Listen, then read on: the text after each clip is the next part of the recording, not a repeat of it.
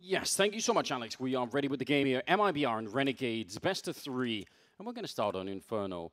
We've had a nice diversity of maps to begin this whole day with, so I haven't seen Inferno yet, and curious to see how it'll play out. Jacob in a bit of an early fight here with the Glock out. A lot of flashbangs, and Lucas will open up the whole game here with a kill on Lias. Oh, they almost hunt him down. That's so close, and Lucas will follow it up. And I don't know, it looks like Renegades could have come out on top of that fight, but instead, it's all gone the way of MIBR.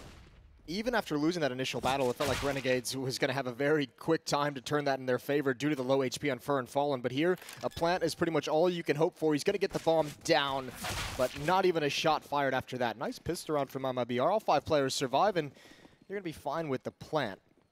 I think if you're MIBR, you have to know the teams are going to be picking Inferno against you. You've had such a sketchy time on this map for so long now that you certainly have to put some work in on it. We're going to hope that they have as well. At the moment, it's a 1-round start here. I did see a little fidget spinner on the keyboard. How does that make you feel? Oh, is it like the escape key fidget spinner? It's the escape key fidget spinner, yeah. I don't like that. I think a real fidget spinner I'm fine with. Only the real deal. Yeah. I don't know. I think there's a real future in that kind of stuff. You know, could see more elaborate, more permutations of it, more stuff coming in there. Of fidget spinners, or just of distractions on the keyboard in general. Okay. I think it's a good idea. You know, if you keep people focused on something. A couple of deagles in play on the Renegade side. Got some MP9s on MIBR, but ultimately not that big of an investment for Renegades into this round. Which I like. Got that plant down. Wait till you get that really solid 3rd round buy-in. As well, we touched on it on Nuke. It'd be interesting to get like kind of the thoughts of the players. Is how risky do you feel like that 2nd round Krieg drop actually is? If you can't win it and you pass a Krieg or 2 over to your opponents on the defensive side, that can be kind of a nightmare. So no potential for that in this round. And Liaz and Jacob brought down very, very low. Yeah, they're playing so defensively right now, MIBR. It's great to see. No reason to give them, and if you see how far in Grandest Faction has managed to sneak with the P250, and again, everything is like a weird off angle, everything is, you know, you have to look really deep into the map to try and find someone. And they're also looking for picks with these deagles, right? So there's no chance of like trading, there's no chance of gaining any ground off where your teammate's positioning was, which is fine. You only have the deagles, in fact. And there's a nice pop flash for Fallen, but even maybe half blind, they do take him down. Fur is going to stand his ground, and he's going to get punished for it. KNG on the rotation over wants to stop this plant from going down, and he does just that. 2 players fall. Not too bad for Renegades, considering what they invested in the round, and that plant and the pistol is going to help them out here. Yeah, nice shot with the P250 from JKS. That looked really controlled. Desk was hyping him up a little bit, and it's hard to argue with them. I think despite some of the struggles and the fact that MIBR has taken longer to recover than I would have thought, I think there's been some promising signs. I think Fur's back to playing very well. I think Taco is playing at a very good individual level. That's actually all I had. That's what it is. Those are the 2. No, but it's. I mean, I agree. Like it has looked better, certainly for them than we started out with. So. Or maybe the best way to put it is it feels like it's been better than the results show. Yeah, that's a fair. I'll sign on to that. Okay. 3rd round.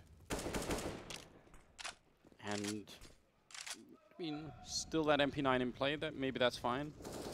Following KNG though, with pretty much no grenades at all. That's more of a problem in my opinion. Well, Banana's always been a problem for MIBR on the defensive side. The nice thing for Fallen, even though he doesn't have the nades, Fur does. And if they wanted to get him in some kind of aggressive situation to throw a pop flash, Fur's got all of it. Smoke and Molotov as well to delay, and this is very patient from Renegades to start this round. And now just starting to put the standard smokes down on the left mid. Make sure you can take bracket control safely. Question becomes, how long does KNG want to sit in the cubby? Does he want to wait this whole time for that smoke to clear and potentially get Molotov'd out? They're running back, and I'm wondering how much of this is being heard by KNG, because they were making a bit of noise in the middle. Yeah, look at that. He's rotating. Well, this might be a huge mistake for Renegades if they commit to it. Pretty sure that MIBR have a good read on what's coming. They are low on grenades here at the B-bomb site, so maybe that's the only thing. KNG setting up for the flashbang, and Fallen surely going to peek in behind it with the MP9. He's run right through, and Lias goes down. That's so much damage of the SMG. And now they just have to wait here. 15 seconds, the bomb making its way up, but they're taking a lot of damage. It looks like the bomb plant will be going down at the very least, but Renegades definitely in trouble here. Jacob, I was going to say, lucky to be alive, but really only for a second. Going to be pushing through, and Azza will get the kill, but oh, not even a bomb plant. They run out of time. I guess he thought that he was going to get run down? That was a bit weird. Yeah, I think that initial damage that came out kind of made him nervous to stick the plant. So either way, that's well done from the defense at this B bomb site. I think they made too much noise in the middle falling back, which they probably felt like they had cleared all of top mid, and they just hadn't checked that one corner. I think also KNG kind of, as that smoke cleared, he got a kind of a glimpse at brackets and saw no one was there. And MIBR, that defense at the A bomb site actually dropped 2 smokes on each side of mid while KNG rotated over. So just to delay him even longer to allow KNG to get into a better position. And now he's got the AWP in his hands. Not going to go for too wide of an angle, and Lucas is quite literally playing with fire. Running out of bullets, and they heard the reload, and they're going to punish it. Nice job from Gratisfaction. Now he goes for a reload himself, but Fur's got to back away. Oh, wow. Or does he? Right at the end. Well, I mean, just one parting bullet. That was something. Still, he's got a smoke and a flash, but he's the only defender here. And Renegades is going to happily just march up banana for the moment. The question is, how much do they want to commit? They've got 1 flashbang, so a chance for Fur. He's not going to be completely blocked off. But if they peek him with that creek, I mean, that's so dangerous. JKS taking up that space. The smoke comes out. Still 50 seconds, so they can wait for this for a little bit before they flash their way through. Looks like they want to try and see if they can boost over. He's so aware of it, and he's going to get that fight. That's brilliant play coming out of Fur. He might have saved them in this round. And you have to enjoy the fact that he's just walking this whole time, really masking his repositions as he sinks back deeper into the choke point. KNG now going to take things up. Flashbang to make sure no one's at the angle. And a late boost coming in, but KNG's got all the utility to put a stop to it. Tough part is because there's no smoke, there's going to be no indication the hit is coming. Fur boosted up, is dropped immediately, and now KNG, he's got it all to do, and there's the first. Getting back into safety and just holding on as his teammates need to rotate over to help. Oh, he falls off the ledge. Otherwise, I'm sure he gets that kill. That's what an unfortunate turn of events. Now, Taco unfallen. A 2-on-2 here. The bomb goes down this time for Renegades.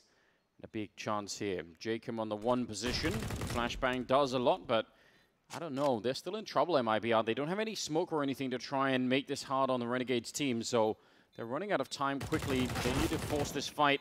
And Jacob is going to take Fallen down. That leaves Taco not checking the corner, and he gets dropped. That's a huge win here for the T side. He didn't check the corner because Ozza never made his presence known when Fallen jumped across. That was actually a pretty smart play from Ozza, but I think more than anything, KNG cannot die there. He doesn't even need to take that next fight. Doesn't even need to swing that wide and put himself in a situation where he can fall off that ledge. He can just hold the angle and make sure they can't get into the boxes in the back corners. That's the kill that opened up that whole ruins and construction portion of the map that is just so tough to retake when the terrorists get control of it. Yeah, it would have been enough, surely. I agree. This is really outrageous.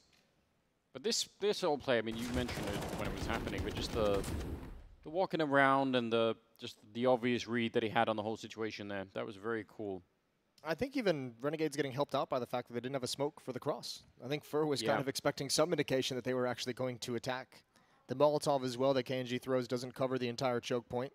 So just a couple small mistakes leading to a lost round and a technical timeout. Yeah, some problem with Jacob's setup, I guess, maybe. Is that a rag or like a lucky stuffed animal? Yeah, that's a good question. Well, maybe we can get someone to investigate that. We do have an influx, I've noticed, of just different animals being brought onto the desks here. Not even toy animals, not actual animals. Not yet, anyway. Do you think we'll maybe have that, like people on airplanes with like emotional support dogs? I think a player at some point is going to say, like, I really need to have my puppy lying on my feet. Puppy, I would have to be like a low-maintenance animal, like something that just take care of itself, surely. Yeah. And maybe you'd have an issue for stage games. That would be a problem, but maybe, what about like a snake or something that could just like, if you crawl up your arm, just, you know. Okay. Some people have that. Maybe like a little hamster or something. Yeah, big on hamsters, are you? More of a gerbil guy, perhaps?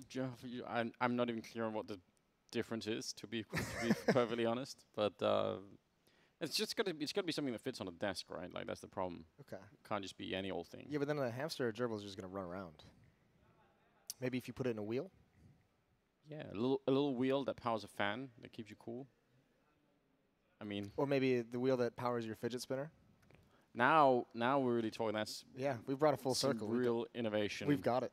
You're probably gonna get some letters from certain groups getting upset at the exploitation of animals to keep your fidget spinner going, but at the same time, I mean, what if it causes you to win? True. Is it worth it? We'll hopefully never find out. Hopefully never be a feature of the game. There's been some movies made about the concept of the ends justifying the means. Yeah, There's been a lot of philosophizing on that. So far, it doesn't seem to be quite the case, but we run that experiment once every 50 years or so. We're like, maybe it still does. Now we've got some smokes and some deagles and that one M4 on firm, and that's what they have right now. MIBR. Renegades, even though they weren't off to the best start, still with a good chance they can bring it back right away. It's dangerous though. Falling with a chance at least, and they've got a boost up at the back of B there. Taco gonna give up his advanced position. Some spam coming through, none of it connecting. Banana control. MIBR does not have the utility to fight for any part of the map that is contested. They have to wait until there's a commitment. And this is a dangerous spot to have Jacob sit.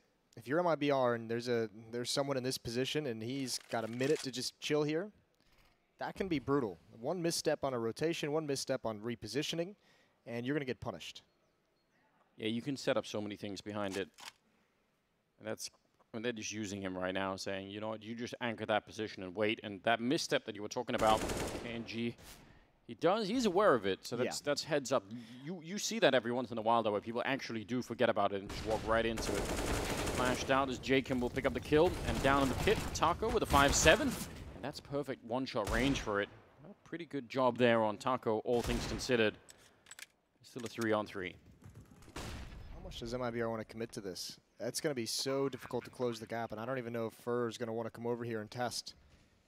No reason to lose that M4. Perhaps not even a reason to lose these deagles. You might just want to save them for the next round, as silly as that sounds. And yeah, it's only 3 weapons, but you never know what can happen. And they're certainly not winning that retake. Definitely not winning it without a kit, without a smoke. So I like this call from MIBR. 3-2. As Renegades clawing back into it. And it's interesting when they can get that far up in the A hallways, you have to wonder, are they going to try and do that a couple of more times, I think Jacob is going to be much more cautious about making that play happen when the rifles come out. When you have like an M4, it's not even the guy in the pit, right? It's like there's a couple angles in the site that can see it towards graveyard. You can always have an opper towards small pit watching for that play. So it can be tough. And honestly, as we saw with KNG, and you mentioned as well, he obviously very aware of the possibility of someone just camped out at that angle. It's usually during like the executions where you notice it have like the most impact. Like, yeah, someone's gonna like, stop thinking for a second for whatever reason and walk into the crosshair once in a while. But usually it's during the confusion and craziness of a set piece towards that A bomb. So when smokes and flashbangs are everywhere, that position really is powerful. Well, 6th round here. Very, very early defense towards the B bomb site. And it even looks like it's the sort of defense that's going to stick around for a little bit here. So we'll see if that gamble is going to be working out. Fallen probably just trying to sacrifice himself, saying, you know what, I went down, it's too bad. You should try and see if you can get this B bomb site, The oldest trick in the book. We'll see if it pans out for him. No damage even really dealt. How's it going to lead the way in? There's a lot of space between him and his next teammate, so this is basically just a scouting mission, and I think if he turns the corner any further than this and sees Fur, that should be the signal to back away. Gratisfaction, especially with the bomb. And now the rest of MIBR, what is their response? Do they hustle over towards that B bomb site? It's just KNG. If he can get this kill and survive in the halls, he can turn this round on its head. Jacob ducking right under that. Always very frustrating, but you're right. If he just walked into it, that would have been huge. Could have maybe bought some time. Now the bomb plant, though, still, it's not really looking like there's much that's worth fighting for here. The AK and the M4 probably better to just save them. So third round for Renegades, tying it all up. Which this is what can be so frustrating when you watch MIBR and Inferno as well, because they had such a good start. Even that first round they lost, they played everything well, but like look at the consequences of those mistakes. An immediate save, and now it's going to be all tied up at 3-3. And you mentioned this slightly earlier, just the problem of not having a good system or a good amount of success on Banana, right? Yeah. There's so many things that are limited on this map if you're playing on the CT side and you can't control Banana, or at least if you don't have like a good feeling for what's going on. Like, it's not even that you have to stay there and win every fight, but you've got to have some sort of plan that can be replicated throughout the rounds, that where you sort of like, you either go and retake it at, I don't know, information. Yeah, something, anything really. And if that's going to be a continuous problem here for the CT side, then, well, that's not good news. Odds are fairly even though, I guess, so. No one's decided yet. Well, you know, a lot of Brazilians voting in those things. Yeah, you think that's going to be not quite an accurate representation in terms of what the non-fans think? It's good to have the fans with you, but I guess it could skew the results a little bit. It's got its positives and negatives. Here we are, all tied up. No AWP out yet for the defense. We just saw it the once in KNG's hands. And Renegades pulling the trigger. They're up mid already. Molotov in towards Taco. Wow. Hits him right in the face as he goes for a peek. He doesn't have time to put the smoke down to save his own life. They know the positioning of KNG. He's got one more. That's the bomb. And oh, anything else after that would have been phenomenal. Lucas gonna go for another peek. The follow-up onto Azza, and it's just Jacob. Might as well get that bomb planted. Wow, how did he get the first one? Was it through the smoke? Well, that one certainly was. Taking down Jacob. I really want to see the first kill out of Lucas. That was because they were both headshots, I think, the first two kills. MIBR 4-3. And that was a much-needed round. I love the idea of that fast of a play for Renegades. I thought that was really cool. It didn't work out, but still. Actually, I mean, I think it worked out perfectly. That's one of those rounds where if you're Renegades, you have to say, you know what, that strategy worked. We didn't win the round, but the strategy itself worked. If it's not for Lucas, at least one kill through the smoke. We didn't see the first one, but if it's not for some crazy play, they probably take that. A good bit of intuition to fall back from that position. And now down the middle, Lucas with another good headshot to take down Jacob. That's a risky play. But if they had not fallen back from that Banana fight, I would have said that probably would not have worked out in their favor either. So, heads-up play. I'm going to give MIBR 4 versus 5 lead here. Both the DVPs at this B bomb site, though, pretty susceptible to some of these smokes and flashes that come out. Nice timing shot from Fallen. KNG gonna peek up as well, and he's got the other one. It's worked perfectly. KNG follows it up with a wide swing, but they still haven't seen Fur, who's just lying in wait. They do check for it. It doesn't matter. A 5th round on the board for the MIBR defense. Yeah, looking really good. That was again, they've had a couple of rounds now where they've had 3 people in that B bomb site, and it's not that that doesn't have to be a problem, but certainly if it's something that Renegades start to discover and start to figure out, and they put the pieces together and decide, let's say, to go for another kind of an A execute like the one they had in the previous round, that can be dangerous. Lucas is playing a great game right now. He's really stepping it up. He's had some big impact, hasn't he? Getting them back in the winning ways. Had a good pistol round as well. So fair play. First tactical pause being called by Renegades, as they are the first team to encounter some obstacles, get a little bit stumped. Back to pistols we go for the mostly Australian side. And they've almost held on to it, haven't they? It counts. 3 people. It's fine. Yeah. We'll give it to them. So, pistols on that side. Could maybe find something. Taco just jumping for information is almost always a good idea. People have started throwing grenades just to spot for that jump though, which is funny. This should be around where MIB. I mean, previously we were sort of praising them for playing these rounds defensively and not giving anything up. So let's just hope they continue on that same path and don't make any silly mistakes. Well, Yaz waiting to get some information. No one pushing down. This is them going to turn the corner right into the AWP. No smoke to block off KNG. The shoulder peek does not pan out for Gratisfaction. He goes down hard. Molotov as well. Good shot from Taco, and they're controlling this very nicely. Even Lucas popping up from Graveyard. Taco does go down, but they line up for Lucas at the end, and he continues tearing him apart. Another triple kill. A job well done towards the end there. So, I mean, it's just a fairly encouraging start, I think, for MIBR. We talked earlier about how we were feeling about Mouse and North as well, and I think everyone's a bit lukewarm on both those teams in some sense. How's your feeling about MIBR now? I am cautiously optimistic. I think it's a little bit different because I feel like I had to, in my head, just like, you know, it's a little different when Mouse Sports puts that kind of a roster together and you look at the potential. And for MIBR, we know how good those guys are, but I had to like mentally just convince myself that they hit rock bottom. So expectations have been mostly at an all-time low for the past few months. All right. Well, Leah's never got a chance. I think he's got 1 kill, and this round wasn't going to be any different for him. He got shot down through the wall, and that's a hard way to go down. It does leave Fallen alone at the bomb site, at least for a second, but yeah. I think I mean, you might have been right about finding rock bottom, and certainly it's been looking better, so I guess that's always the big upside.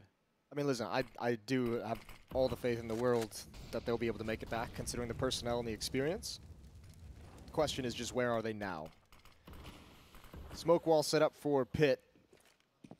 Taco hears no noise quite yet. Flashbang out. Now he's going to start hearing it. Lucas as well on the bomb site, who's been stellar. He needs to deliver one more time, but they spotted him in the corner. That's the bomb on the ground. Taco, they know he's in the pit, but they can't find him. He's isolated due to their own smokes, and the rest of his teammates coming over now. So Taco just needs to survive a little bit longer, trying to stop the plant.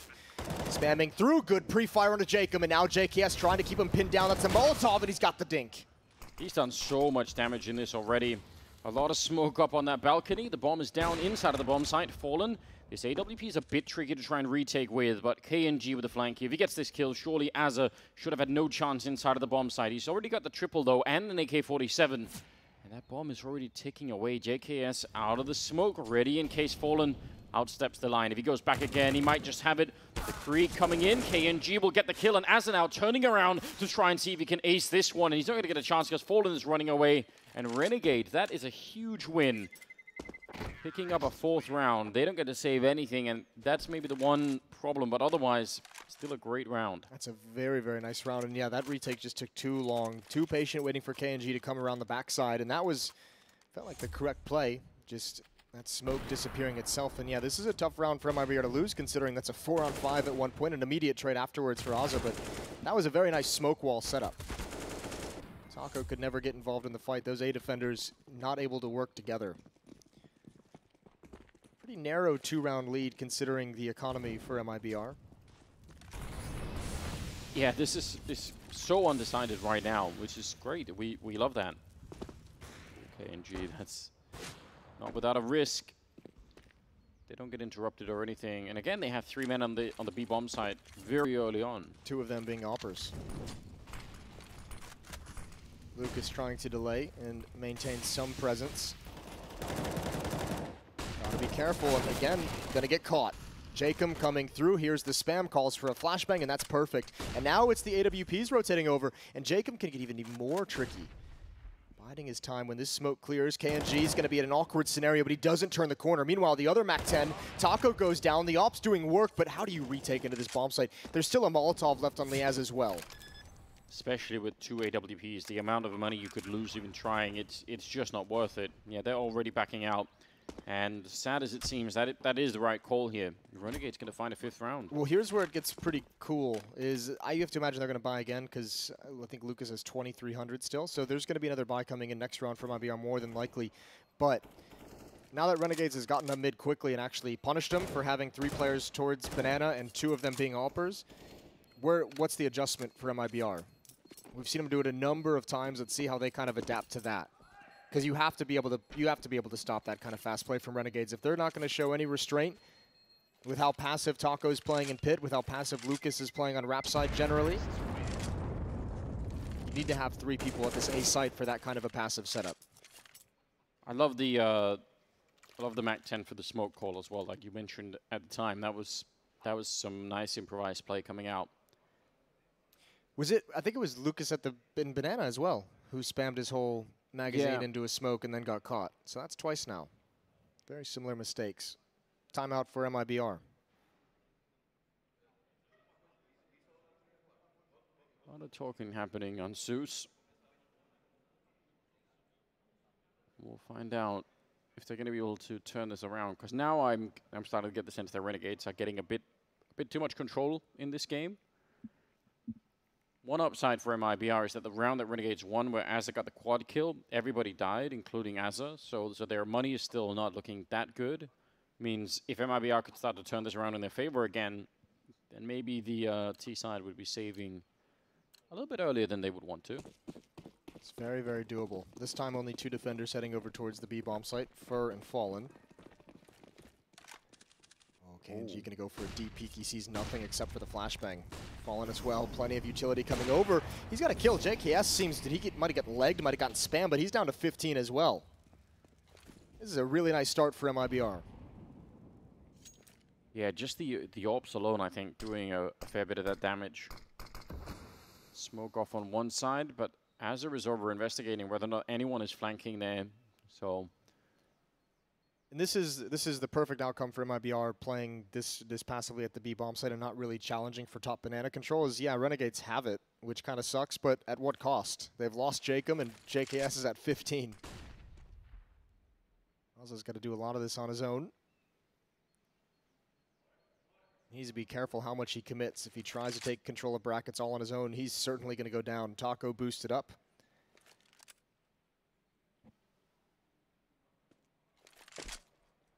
Under 50 seconds now. Starting to bring the bomb back to middle, but this aggressive setup over at the quad side is just going to be very hard to deal with.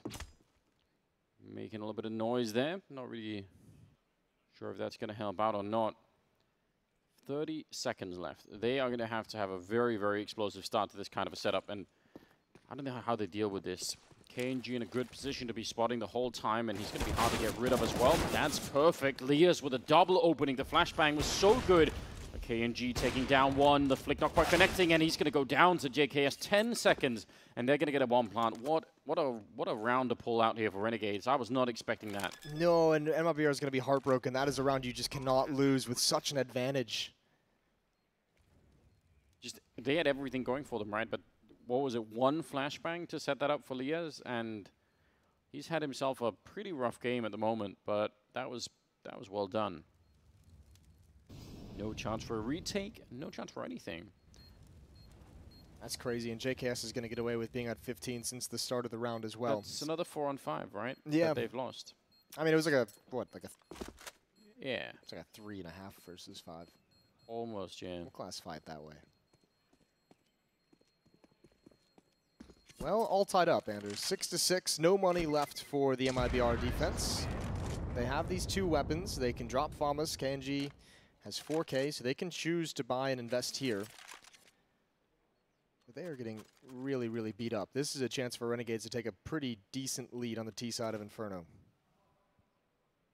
Yeah, more power to them. Tying it up already is a pretty good start, but there's no reason to suspect right now that that's going to be the end of it, especially with MIBR.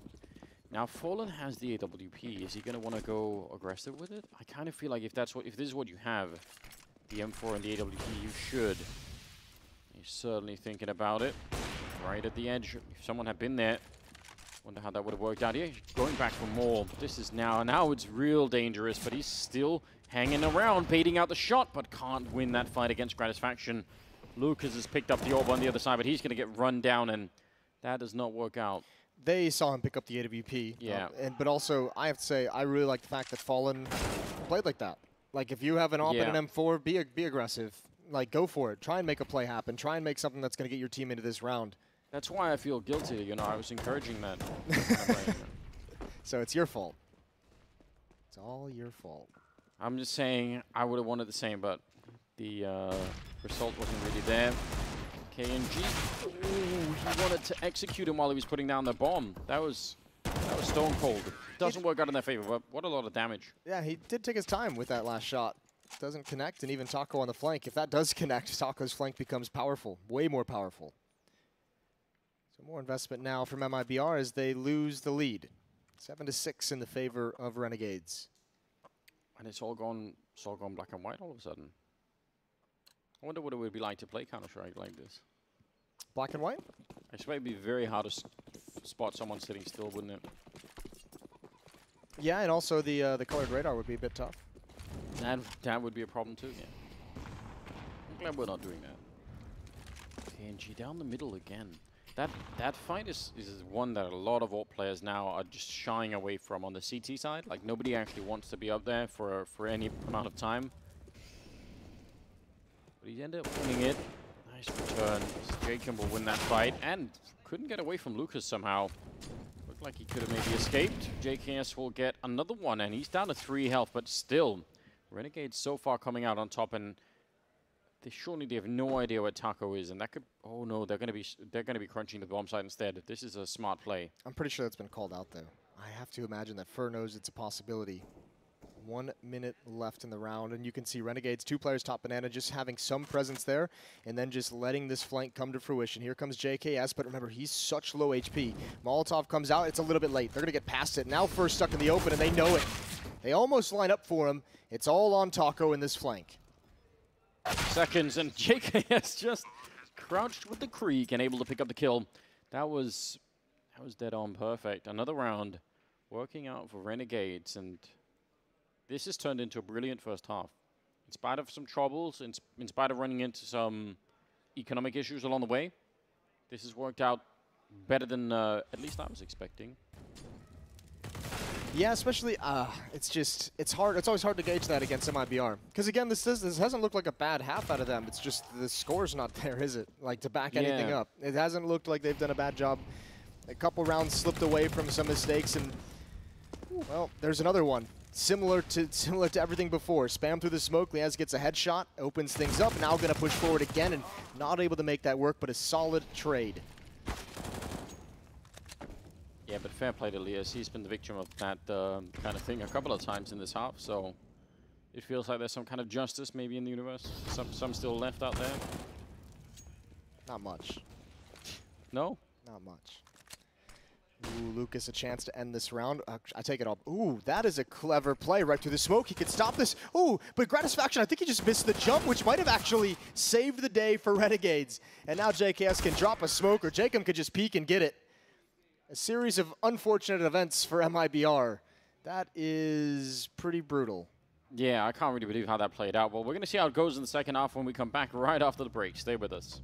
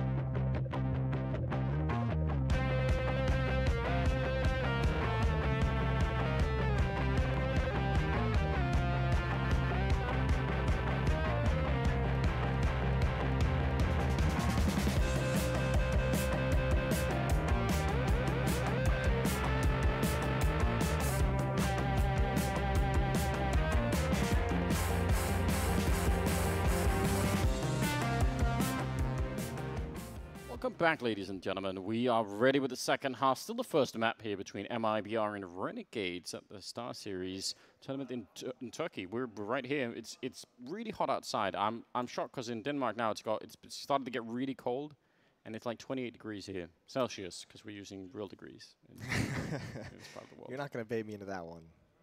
No? The Celsius Fahrenheit debate just bores the hell out of me. Like, you Europeans like to have your little sense of superiority about it. Fine. You know what? I love America on every level, but this is the one area where I feel like we've, That's fine. if we can just agree on that, then we can agree on that. I give it away. it's fantastic. Well, 9-6, ladies and gentlemen. Here is it's a great first half for Renegades playing on the T side. Now they're on the CT side, and they've been looking pretty good in spite of some couple of mistakes here and there. And MIBR, I mean, it's not like we were completely, deflated about their performance or anything, but there were just a couple of things that didn't work out, and it did cost them a lot. There's probably like two rounds that you could pick out. Let's just go with 2, because once you get to 3, it seems a bit excessive, but probably Some of the 4-on-5s, right? Yeah, two rounds where you could change like one mistake. You could fix one mistake, and I think that's almost like it almost feels like it'd be like a 10-5 or like 11-4 half for MIBR potentially. Yeah, it's not that far off, is it? A bit of a peek at the corner, but now they're going to try and see if they can execute behind it. They have the grenades coming out. They still have a Molotov on Taco just being thrown out and not really hitting anyone yet. Jacob with a strong pistol kill. JKS is there as well, and now backup is coming in, and they are locking down this bomb site. No chance whatsoever. Fallen back around the smoke, and yeah, he can try and play that guessing game all day, but ultimately they're going to be on him. Does turn around for a kill, but it's all just for show. This now turns into a pretty commanding lead for the Renegade side as well. If MIBR buys up in this round, I think they could be in for some trouble. Well, if they buy up and lose it, that'd be very, very dangerous. But obviously the pistol round is going to help out in a big way, considering Renegades went on that little bit of a run to end the first half. 10-6, and here it is. Scout on Fallen, Deagles on the other players. They do have 4 smokes to work with, which is pretty cool.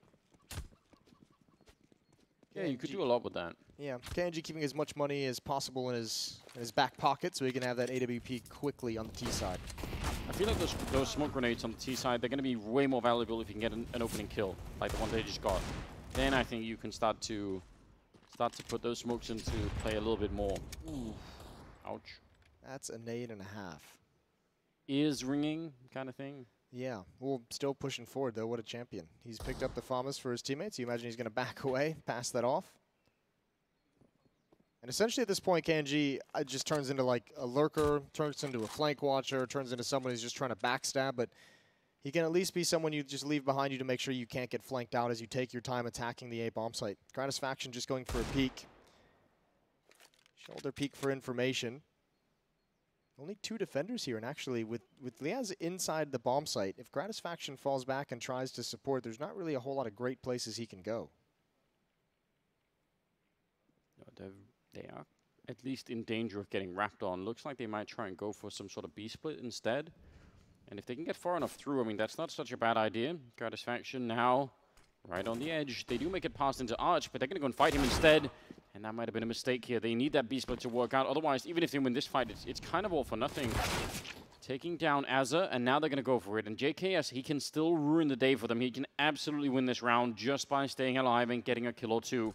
And they know it. 20 seconds. They're starting to get here, but again, they're running out of time very, very swiftly. JKS only with 1 kill. Now Gratisfaction showing up. 10 seconds on the clock, and Fallen getting a kill. That bomb plant is going to be going down, and Leah's 1 versus 2 here. This is a very, very close round in MIBR. Can they find a way to win it? There's the tag with the scout and the follow-up from Fallen. And MIBR, that's a huge turnaround. That's a massive win. And the best thing they possibly could do is they made that rap feel like it was going to be attacking the A bomb site. They made Renegades feel like MIBR was committing to that attack at small pit. And by the way, it's only Gratisfaction there who just had the CZ. He didn't buy an SMG, didn't buy a rifle or anything like that, just kept the CZ for an economic reason, and probably felt a little bit nervous considering he doesn't really have the weaponry to take all of those different fights. Calls a teammate over who gets punished on the rotation and CT spawn. So everything working out for MIBR there. Kassad looking slightly frustrated. Never want to see that. I think Kassad always looks frustrated when he's coaching. Yeah, maybe a little bit. I just feel like, you know, for such a nice guy outside of the game. He's an extremely nice guy, but I have a feeling that if you crossed him, if you made him angry. He is like one of those people where it's just like, he's cool as hell. Just don't be on his bad side. Yeah, I feel like he'd really, don't get on his bad side. That'd be a real waking up, wouldn't it? What do we have? Mostly pistols. Actually, all pistols on the Renegade side. And a lot of grenades. which again is kind of a, this is a classic theme. Although normally when you have this, you actually don't have everybody stacked in B. But maybe it'll work out. Maybe it'll work out. Leah's throwing one smoke in middle, saying, "Man, we have a lot of people over here. Don't show up."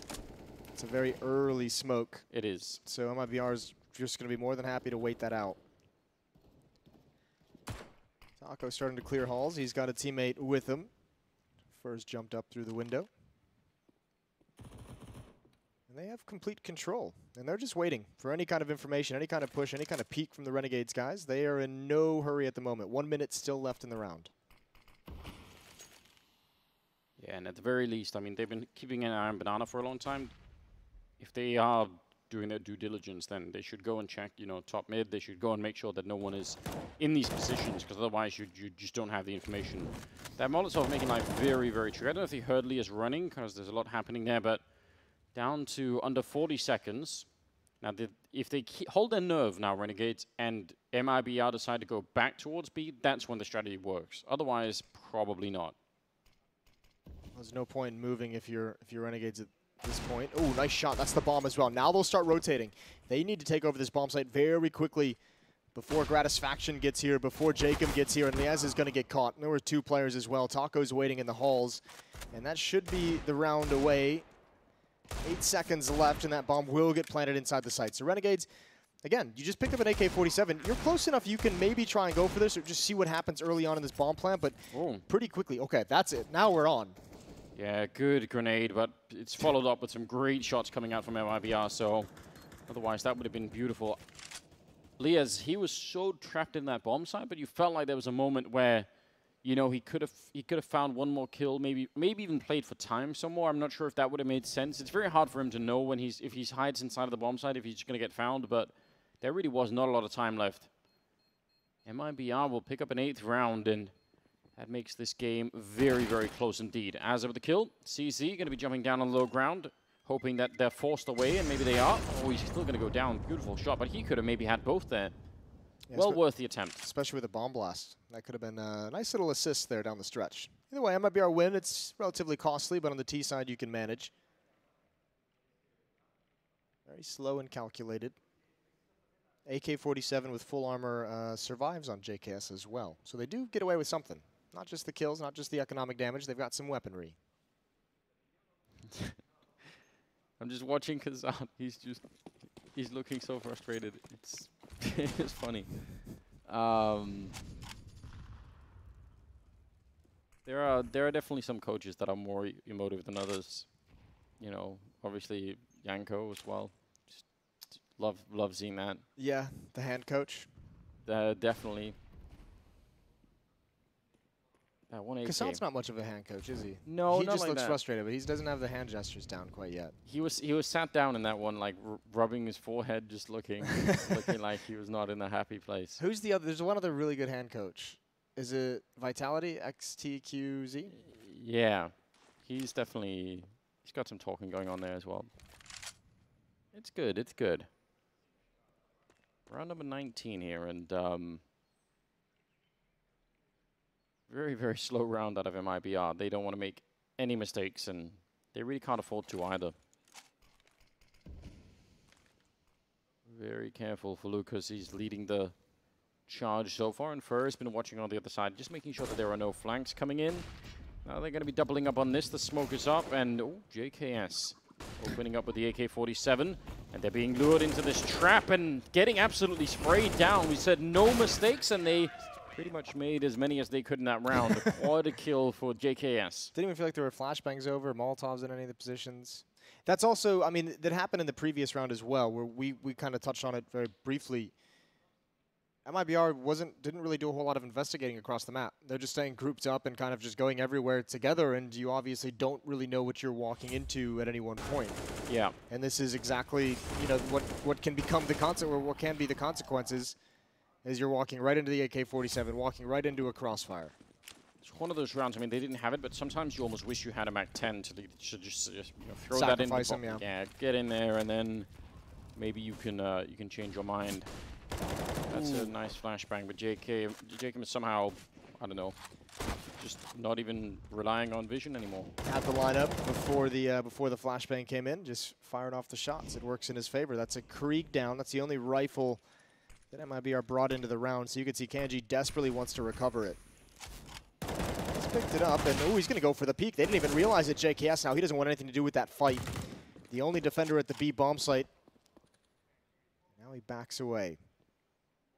Smoke and Molotov left at this bomb site. Oh, Kanji knows. He heard the jump up for sure, and he's going to go for the peek. The pre-fire.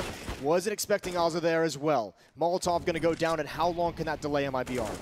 They're going to be jumping past there. Fallen wants to get the bomb plant down before everybody else shows up, and not a bad idea, but yeah, he's worried about the fact that he get a peek from that angle, and he's not wrong about that either. Azza is right there. The bomb now being attempted, but Fallen has to come off it. He's down to 14 health, and time is just being bought here for the rest of the Renegades to show up. Gratisfaction with a double kill, and now Taco, still no bomb plant, and he needs a 1 versus 3. He's going to pull out the Deagle instead to finish the job. 27 seconds, and he does make his way over to the coffins and a chance for a reload, but how do you do this without getting shut down? They've fallen quite far back, and they're going to try and see if they can just change the angle on him.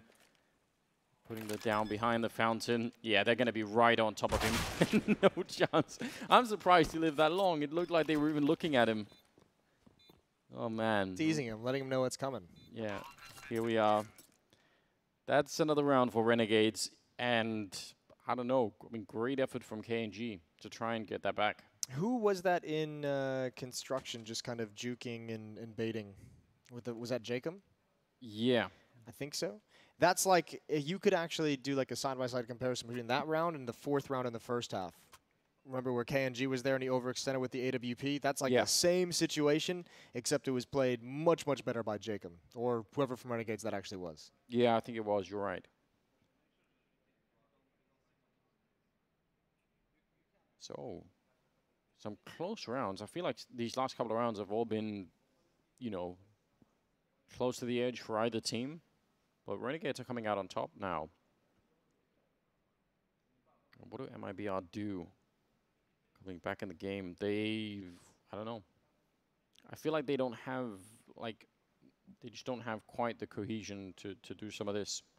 It's mostly, it just feels like they're not like super comfortable on this map, especially on the T side. Like that's the main thing when I see teams that just get so clumped up and grouped up and just kind of go everywhere as a unit on this map. It's like you can spread out. There are some places you can be aggressive. There's some, like, you know, you need to be able to take banana at times with just 2 people or maybe even just 1 person, throw it into the mix, but you can't just sit around clumped up until very, very late in the round and expect to have a, you know, a set piece attack onto either one of the bomb sites. Well, maybe I think that's even more true when you think about the kind of players that they have on this team at the moment. Like, the way KNG's been playing and Lucas have been playing, they feel like they're exactly the sort of players you would want to open up, you know, kill towards Arch or for any kind of a fight like that. I feel like they have the resources to do that. And then wherever you get that kill, just try and build something behind that, maybe. This round, though, going to be the flashbangs and the smokes going over the wall. Actually, so far, the flashbang did nothing at all. Taco still with a very successful run into the bomb side, and Leah's missing every single shot there, and they're just going to run the bomb side down. That is so strange. They just, I mean, we talked about playing defensively and how that can be a big benefit. Yeah. But I think that's one of the rounds where you see the other side of that coin, where suddenly 1 missed kill, and they're all on top of you. Well, also, like, if we replay that round, you know, 20 times, Liaz, you're probably not going to get, you know, that level of missing or bullets not connecting, whatever you want to call it. That's not going to happen more than probably just that once that we just saw. So that'll be very frustrating to deal with. MIBR have their 9th, and what a time to get it. They're going to recover 2 Kriegs. They're going to recover an AWP. That's a lot of money they don't have to spend in the next round. So they're going to be feeling very good about that, and that kind of sets things up to where, as this map continues, this is their chance. This win right here is their chance to really close the gap and make a comeback happen. It's not even that big of a comeback. It's very doable. It is doable. I can't put my finger on it. There's something about the way that they're playing right now, MIBR, that's not quite doing it for me. Okay. Like, I'm seeing just too much of a reliance on individuals, but and I wouldn't mind that if it was just to set up a round, but I feel like some of this is being carried through by, like I said, Lucas or KNG just sort of powering through large stretches of the map. I feel like that can't really continue. Gratisfaction. That's dangerous. Oh, don't go back for it. There's a chicken covering KNG as well. It's fine. He's using it as cover. He's loving life. All right, deep Molotov in, trying to trap Gratisfaction in an aggressive stance. He did manage to get away quick enough, but now going to be out in the open. Susceptible to a pop flash that's not coming, and ooh, there's the shoulder peek, there's the flash. And he goes down. Taco with the double kill. They're going to wrap around the site, and Liaz, the only one alive in pit, with just a FAMAS. He's in so much trouble. I don't know if you could even dream of winning this kind of a fight. Fallen will fall off the box and take him down, and you could even tell that Jake and JKS, they were only pretending to go. Like, they were like, yeah, we're right there. We'll be right there, bro. Just hang out a little bit longer. Just what's the ETA like out there? I'm under fire. It's another like just a couple of minutes. I'm at CG spawn. I'm coming to library. And meanwhile, on their side of the map, they've just got the campfire up. Marshmallows are out. S'mores. Yeah, all that stuff. Already on to the next round, really. Well, the next round is going to suck for Renegades. They're not going to have a whole lot to play with. 2 rifles that they're saving at the moment. Yeah, that's it. Perhaps Taco with some great spray transfer and even the shoulder peek to bait out the AWP shot, then the flashbang to follow. That is the kind of play that I want to see more out of, a lot more out of. There's Kassad. This time he's not frustrated. He looks confused. He's like, why did you rotate into Arch and why did you fall back into Arch? Oh, man. I imagine if we could get voice recording of some of the coach, stuff, it would be... That is like the next evolution of content, isn't it? Just mic up the coaches and do like an edit after the fact.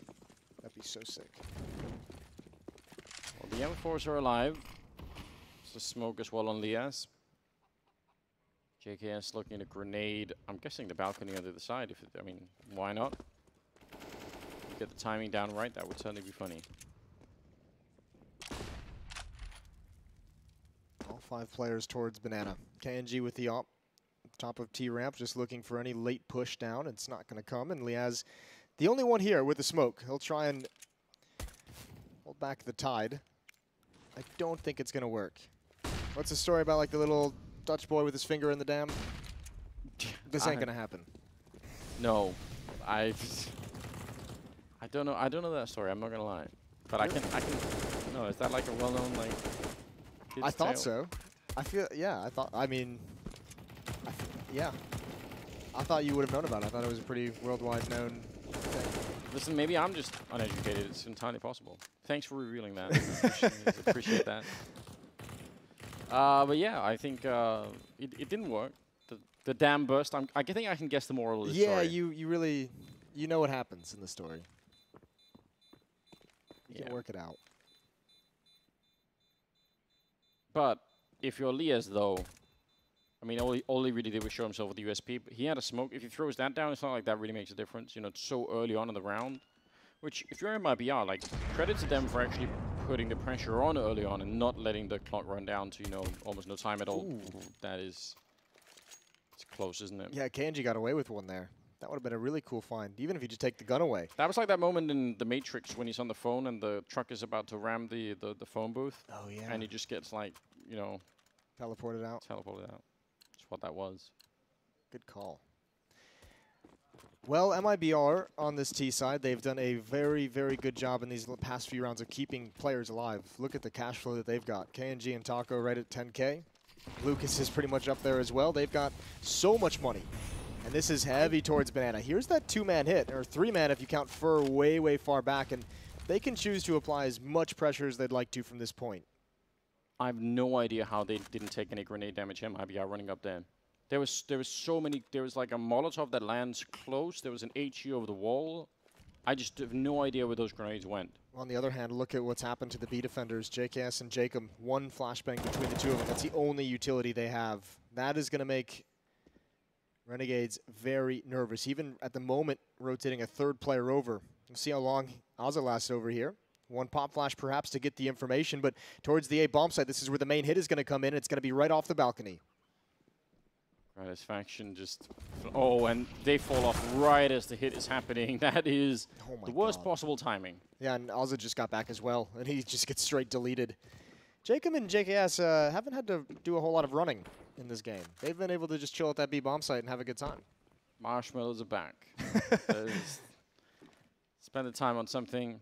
Bring a chicken, maybe fry one of those goldfish over there if that's possible. I don't know. Jesus. Can they be eaten? I don't know. No, you can't eat goldfish.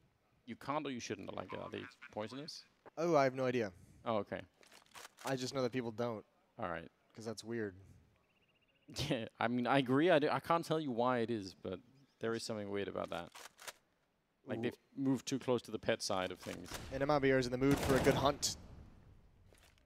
Man, trying to break up the fun that was there otherwise having her on this side. This is MIBR going to be tying up the scoreline here. It's going to be 12-12. Slightly expensive hunt as the Prey's fighting back, and they're going to give it up. They say, that's fine. Just, you know, you can have that one rifle if you really, really want it. That kind of timing, if you're on the CT side, you're just going to be thinking, like, why? Out of all the times where they could have maybe gone for it, why the exact moment when we're falling off of our location? And I think Gratisfaction even had a nade in his hand when they eventually turned that corner. So even though Taco like looks to the right, it was basically a free kill if you have your gun out. But a beautiful shot of the T spawn here. Yeah, very scenic. The full-on volumetric lighting. Is that what that's called? Yeah. And you thought you were uneducated. It's fantastic. You know, you played around with like 3D software? Should. I haven't actually. We'll get you on that at some point. Stay with coloring books and 2D things. I would love to see you in a coloring book. I would actually. That is the kind of content that I would love to make. That's something for DJ. Ooh, they spotted out his elbow, and they've got him. And Liaz's going to step up to the plate next. He's traded off immediately. Renegades just cannot get a good read of the timings of where the attack is going to come from. And again, towards this A bomb site, MIBR is going to get a free plant. Oh, I just had a pretty good content idea. We'll save it for later. But 3 versus 4 here. So not much of a chance. It's MIBR taking the lead. Their T side is looking definitely better than I was expecting. I was fearing. I think that it was going to be worse. It didn't look good to start. We touched on it a number of times. It felt very awkward, and I think it's. Listen, like, let's not make any illusions. They're not like, you know, breaking the mold of how to play the map or anything, right? This is relatively simple, but they're hitting some very cool, aggressive timings to take over these bomb sites. Yeah, that part is really working out for them. I even feel like there's just a level of, at least in the later stages of this game, there's like a level of commitment that I think I'm enjoying. I've been saying this for a while now. I think it's my new thing. I'll watch more or less anybody play Counter-Strike. I just can't deal with like sort of timid or scared or indecisive Counter-Strike. I hate that. I hate it when people play, you know, like they're always worried about turning every corner, and like you know, if there's an opening, then they think, oh, but maybe not, and then they wait, and then the opening is gone, and now there's no chance to like it. That kind of stuff I can't deal with. So I like this version of MIBR more that we're seeing right here, where it's like a little bit more like, all right, let's go. Like, we got one opening kill. Like, we're gonna try and follow through. It's not that you know, you can play slow. That's not the same, I think, but commit to something at some point, like Lucas just did. I feel like I just sat through an entire therapy session with you. Like, I feel like I needed to get that off my chest as well. Yeah, you feel like you owe me some money for listening to that. It's been keeping me up at night, so yeah, I appreciate it. Thanks, Moses. You're welcome. I got you. 4 on 5 for MIBR. We'll see how timid they are from here on out. It's just Fur over in the A-Halls. Taco, Fallen, and KNG to control Banana. And they're not too shy about making noise. They want the defense to know they're here. They want them to use some kind of utility. It's just Gratisfaction as well. They're trusting so much into his hands with the AWP. Yeah, they are. And he only has a flashbang. And, I mean, how did he buy time? If they come through and if they flash him off that corner, it's going to be very, very hard for him to get back into the fight again, I think. Ooh, he's stepping into the action. He wants to get in front of the utility if it comes down. And MIBR's got to be scratching their head a little bit, wondering what this means, because they threw a smoke towards spawn, now they're throwing towards coffin, and they haven't heard any counter utility come out. And that's what they're looking for. They wanted the bait out of Molotov, a smoke. It's just not actually at this bomb site. Listen, I admire Gratisfaction for this. I think the chance that he comes out on top are very, very low. Now he's still behind the pillar, and KNG just had his crosshair right on that, and Fur is on the other side as they're trying to rotate over. That's going to be so confusing if you're on the Renegade side, just wondering, like, why is he still here? Why is he not at least trying to do something? That was like a full-on, you know, Navi 2015 type execute. It was so slow, only happened in the last 20 seconds, and it worked out beautifully. Just like your... Actually, I can't even go there. Too much of a throwback. Yeah, if you'll miss the first part of that, yeah, if they didn't watch the first series, that would have just been awkward. Ooh, nice shot onto Kanji. Oh, you want to know how confused they actually were. It looked like Liaz spun to look over towards pit as if there was going to be players jumping out of the halls, as if that was all a fake of some kind. And I think it might have been because what a weird way to take the B bomb site for MIBR. The smoke up and then just turn towards CT spawn. Gratisfaction never knew what hit him. He had no time to actually figure that out and actually recover enough to actually take the fight. Oh, Jake not going to be happy. JKS, I think he was looking for somebody else to peek on the other side, but they did lose a rifle, which, I mean, they can still rebind this round, but 14-12, 2 more rounds for MIBR. They're in such a strong position right now. They've got a lot of money to work with. And a timeout, the last one being called by Renegades to try and sort this mess out. What a crazy, crazy turnaround after the first 5 rounds of this half. MIBR's won 6 in a row. Excuse me, 7 in a row, I think. So that's pretty disgusting. What a crazy offensive run they've just gone on. It's only 2 rounds, but it feels like a very convincing lead for the Brazilian side. What is this guy seeing? Like, what was on his browser when he... That's a really good question. Some kind of porn. I mean, it's got to be, right? Yeah, like some kind of really weird...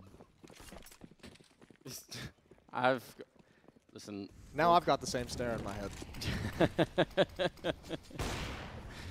Oh, man. PTSD to Saturday night. Lucas, able to get the first. Traded back from JKS and Gratisfaction with the AWP on the other side of the map. And Taco, he's going to go up against this boost. He spots it out just a little bit too late. And the rest of MIBR disjointed, and they're going to get picked apart. Renegades set their feet, and we'll see how many they can win in a row. If they can actually bring this back, perhaps even steal a win away right at the end. It's entirely possible. That was a clean round for them, finally. It does make things a little bit easier. They had a bit of money to work with to begin with, but now it's obviously going to be so much better. Stealing it away right at the end for MIBR, that would be really heartbreaking. That would be like the most crushing for like the run that they've had on Inferno and how difficult this map has been for them to have this kind of a lead, this kind of a show, 7 in a row. Yeah. And then it gets taken away from you right at the end. That's the most gut-wrenching. Second pause called by MIBR to make sure that doesn't happen. Yeah, really talking things through at the moment on the Brazilian side, and why not? I mean, they've had so many things that have worked out, and surely you've learned something in some of those rounds, right? You've tried to figure out, well, where, I mean, I think there's been a number of rounds where Taco or sometimes KNG have had openings towards arch side. I mean, I feel like that's if you can repeat that to any extent, that's gonna break that map wide open. So maybe just revisit some of that. Well, here we go. Round 28. Taco going to lead the way in Banana. Nades out, double nade, and actually they're going to get away from the Molotov in the choke point as well. That's a good final nade onto JKS, brings him down to 44. MIBR has pretty much all disappeared from Banana. We're going to have the defense forced back just with utility. It's a lot of nades used in Banana, though, for MIBR. For Renegades, too. I mean, look at Jacob and JKS. They just put up the last smoke. They have no grenades left. You've got to wonder, is that going to be worth it? Ooh, JKS he's trying to self-boost onto to the back there. Not quite making it work. Launders would be disappointed. Almost certainly has harsh judgment. Gratisfaction rotating over with the AWP, and he's got a Molotov as well. I would have figured that someone would have rotated back into his position over at the A bomb site, but for the moment it's looking like this is lined up very, very well for Renegades. Some smokes out, none of them block Gratisfaction. Run boost over, he definitely saw that. Yeah, it's making him nervous. Molotov comes out. He still has a couple of flashbangs. 35 seconds left on the clock, and looks like they want to commit to this. They're doing the same round, in fact, where Fur is just holding over at a boiler, and the rest of them look into this B bomb site.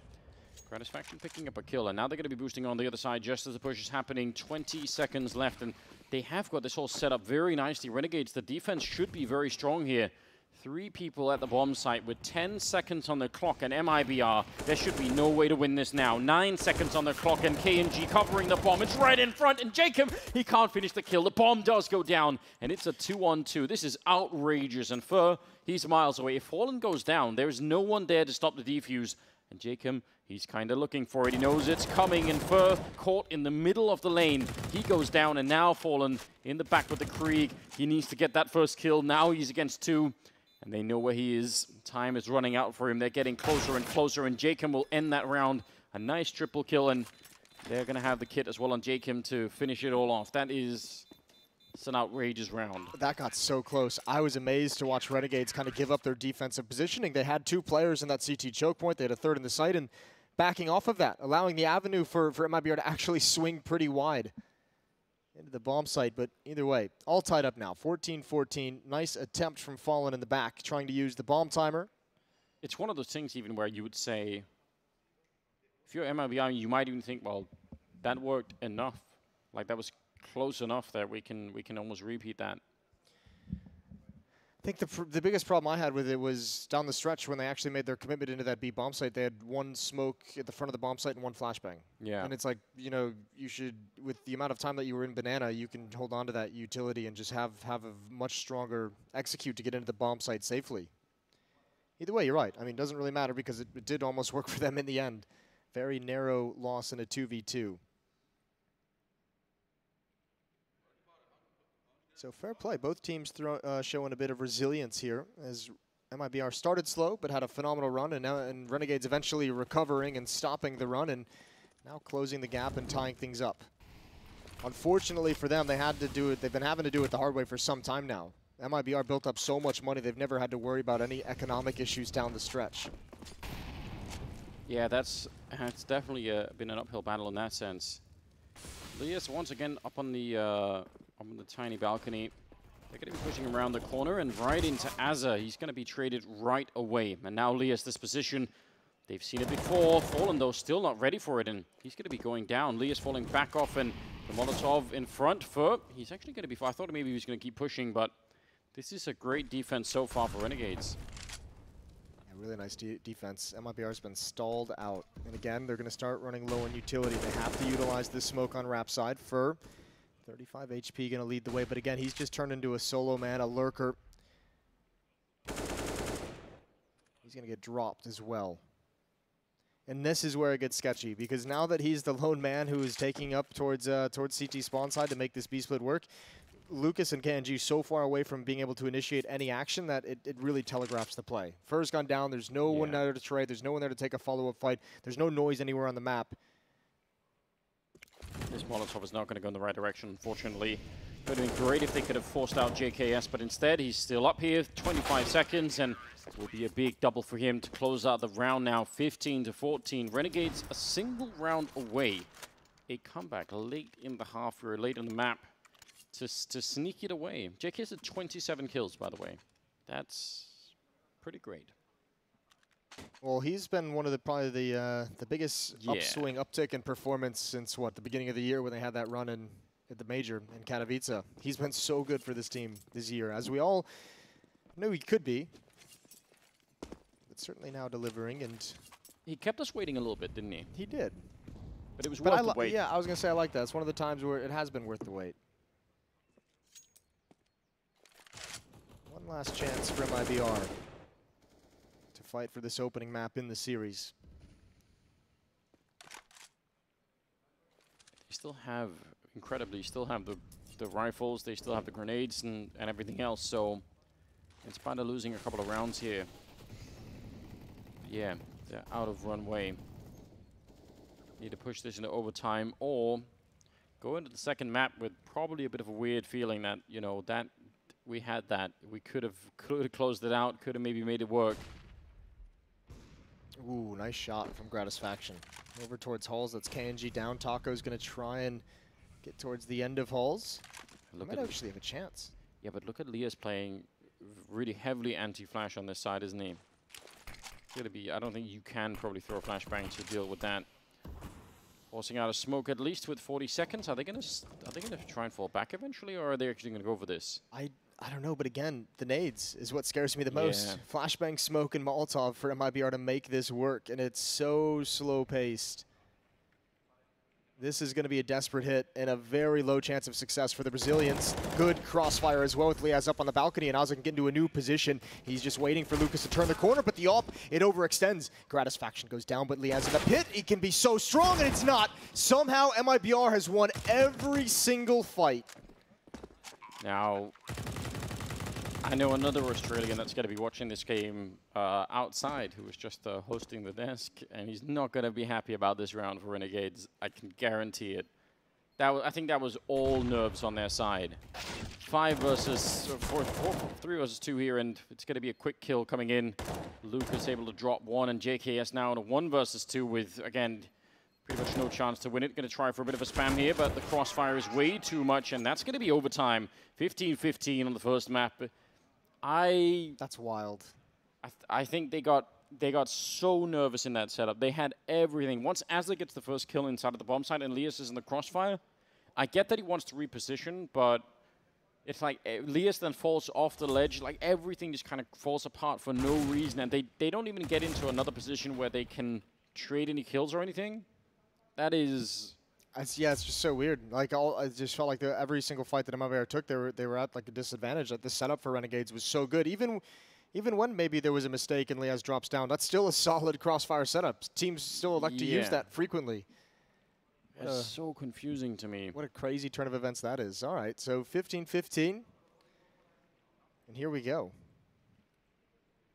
That felt like, I don't know. That felt like a weird way to end. At least regulation. Not sitting well with you? No, I feel like that's one of those things. If you go back and rewatch that round, you're gonna find out that they actually weren't forced to make any of those mistakes. They just kind of did. They just kind of did, yeah. I'll have to try and pick up the pieces here. 16K start money. Max rounds 3 on each side. Magic number for the first overtime is 19. Yeah, the money being this high, I mean, obviously that can make a difference in the kind of decisions you make and just generally how you try and play. Nobody's gone for any double ops, which is fair play. Don't always get to see that on Inferno. Pop flash. It looks like Lucas wants to peek. Oh, I can't believe he got that 1 kill, but he was standing in the flame, so it's a good thing he did. He was going down no matter what, so at least get something for it. That'll spread out the defense as well as Gratisfaction rotates over to the B bomb site with his AWP. And if KNG can hustle back, he's got a flashbang. He can actually just pop flash them out of these halls, and we've seen that timing work very, very well. But Taco's just going to go first. He's just going to lead the way. Liaz preemptive smoke, but he's being wrapped upon, and he's got a teammate here for help. That's the bomb. Dropped way in the back of pit. That is a huge problem. With 30 seconds left, you need to get the kills, go back there and pick up the bomb, and you can tell that wasn't going to happen. KNG... Well, he can try and sneak around, but again, doing economic damage doesn't really matter that much when you're in this situation, so... Just sneaking his way through. It's a cool little mission that he's on. Could have been a wonderful chance for a 2-for-1 there. The time has simply run out. And Lias, good play in the pit there. That was, I don't know, like, peeking that position if you're Taco, that's very hard to do, like, spotting people when they're in that bicycle position. Yeah. But again, it's I don't know. I mean, you start to nitpick the strategies, and I don't necessarily like doing that, but you could have just waited an extra 3 seconds for KNG to come up mid and throw 1 flashback. That could have been your entrance. Yeah. Maybe something to smooth the way. Gratisfaction going to peek down mid. Sees absolutely nothing. Good tag from KNG. That's Ozzy down to 17 HP. In that sense, grenades are like the lubrication of Counter-Strike. Grenades are the lubrication of Counter-Strike. Just leave that there for people to think about. I'm thinking about it. I'm trying to decide if I like it. I think I do. All right. I think I like it. All right. I appreciate that. I feel like it's one of those that needs some time. You know? It needs a little bit of time. I really need to process that. Maybe overnight, actually. Definitely. Definitely think about it. We'll bring it back up tomorrow. We'll see how that goes. Cool. It's over a minute still on the clock, and both teams have a decent amount of grenades, which has been uncommon, I feel like, for this match. Grenade doesn't do that much, but this B defense is looking very strong at the moment. Yeah, it's really bolstered. 3 players here. One low HP can go down very quickly. Molotov is going to slow them down. You can see Lucas, he desperately wants to move forward, but the Flames just keeping him pinned down. JKS runs out of the Flames himself. He burns, though. He couldn't get out in time, and here's the peak. A double kill, and it's just not enough. MIBR's access into the bomb site. Gratisfaction and Liaz going to be forced into a retake. We see that that kind of Molotov execute on the B-bomb site being tried a lot, and very rarely does it have that kind of an impact where someone is just burning alive in the corner. But this time, it worked out brilliantly. And MIBR, that's going to give them a lot to work with. They've tried a number of different things over at this B-bomb site, but this was something that worked way better than you were expecting. Fallen to close out the round. That's going to tie it up at 16-16. So one more round here for the first half of overtime. And almost 30 kills on JKS. A couple of people are starting to try and catch up to him, but still, he's been the main force here so far for Renegades. It's far in the way in the lead, you're exactly right. Lucas and KNG still leading for MIBR as well. On the other side, 22 kills apiece. Not too shabby. 16-16, last round of this first half of first overtime. Starladder's starting to really create quite the resume of overtimes. Ooh, completely blind. KNG has it, even looks at a teammate screen to double check, and he wants more. He's on the hunt, and he's going to miss the opportunity. I do like it, though. I mean, it is crazy trying to continue that fight, but there's part of me is just like, yes, but that's the kind of play style I just associate with the Brazilian Counter-Strike in some sense, and one of the reasons it's so enjoyable. JKS goes down after the fact as Taco was boosted over the wall to take him down, and now 4 versus 3. And MIBR, can they turn this into a win? They've got Fur lurking on that side, which they have had for a while now. Or in a number of rounds where they've left him as like the key player on this side of the map. Wow. He's been so effective here as well. He's very patient. Looking for a backstab. There's the wall of smoke set up, and actually that's all just a fake. Fur, I don't think he hears this running, but he's going to lead the way, and he'll have a few seconds maybe if he could hit that timing up lane, but he's not going to press the issue. He's waiting for everyone to join up with him. Just one player left over towards the B bomb site. That's Lucas to create some kind of a distraction, some kind of presence, and now he's turned into the lurker.